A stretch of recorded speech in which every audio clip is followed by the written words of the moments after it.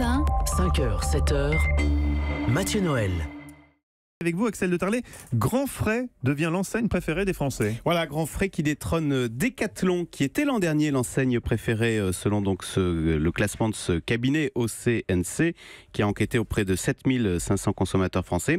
Et que constate-t-on donc dans cette liste des enseignes préférées des Français ? Eh bien, c'est le triomphe des enseignes de spécialistes. Alors, je vais citer tous mes sponsors, comme vous dites, puisque vous avez en numéro 4, vous avez Picard, donc pour le surgelé, Cultura, qui est 3e pour la culture, Decathlon pour le sport, qui est 2e, et donc le numéro 1, le nouveau numéro 1, c'est Grand Frais, vous savez, qui est le spécialiste des légumes et des fruits bien présentés, vous savez, qui mettent des brumisateurs sur les salades pour donner une impression de fraîcheur, mais ils vont dénicher, ils ont aussi des fruits exotiques à profusion, mais surtout, ils vont chercher toujours des petits produits locaux auprès de petits producteurs. Ah oui. Voilà. Et donc, c'est ce triomphe des enseignes de spécialistes enfonce un peu plus le concept du tout sur le même toit, qui est au cœur, vous savez, des hypermarchés, un concept où l'on trouve de tout, où l'on trouve justement des fruits et légumes, où l'on trouve aussi de la culture, où l'on trouve aussi de la hi-fi, où l'on trouve des vêtements. Et bien, c'est un concept, on le voit, qui a vécu, parce que les Français préfèrent aller dans des enseignes de spécialité plutôt que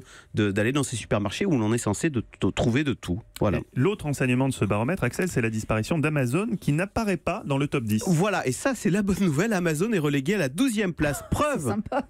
Mais si jamais Jeff Bezos nous écoute, Axel.